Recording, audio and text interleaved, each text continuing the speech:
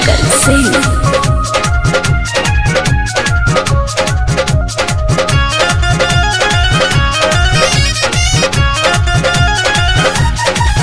मन करे कि खाली सलफास भतर बकवास भेटाइल बा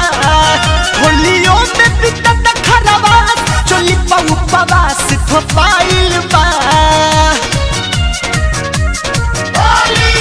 मन करे कि खाली सलफास भतर बकवास भेटाइल बा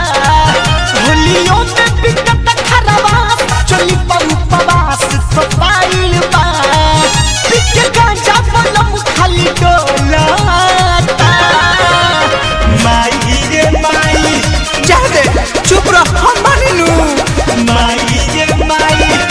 जइते अब हम कहाँ जाई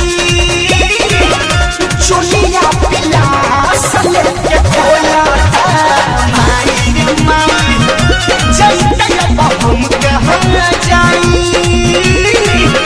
चुनिया पिला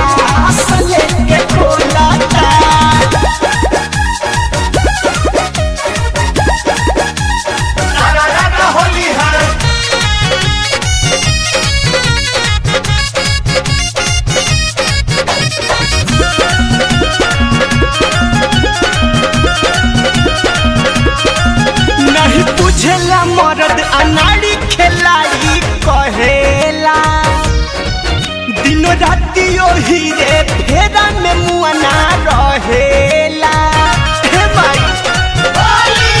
नहीं बुझेला मरद अनाड़ी खेलाई कहेला दिनो राती ओही रे फेरा में मुआना रहेला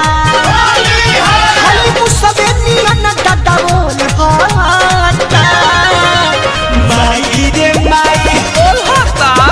खोलता अरे तब तक गुजरात तो हुई माई रे माई जइते अब हम कहाँ जाई चोलिया पिला सले के खोलता माई रे माई जइते अब हम कहाँ जाई चोलिया पिला सले के खोलता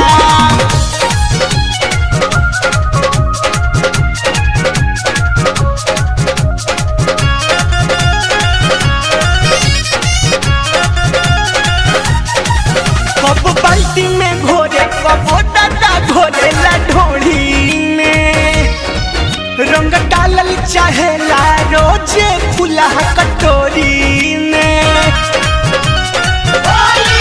कबो बाल्टी में घोरे कबो दादा घोरे ला ढोली में अपू सरगम गोलू कहेले डालब कटोरी में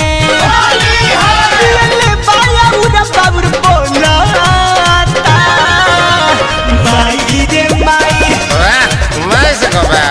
देखो तड़ू मार के तो पास फाड़ दो कर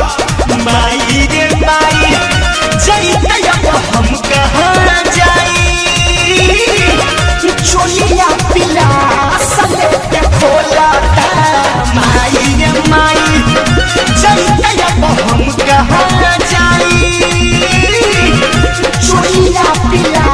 सले के खोलता मन करे कि खाली सलफास भतर बकवास भेटाइल बा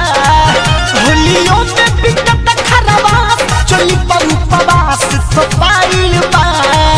पिके गांजा बलम खाली डोलाता माई रे माई जा दे चुप रह हम मानिलू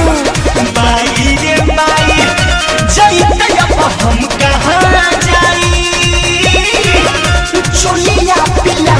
सले के खोलता माई रे माई जइते अब हम कहाँ जाई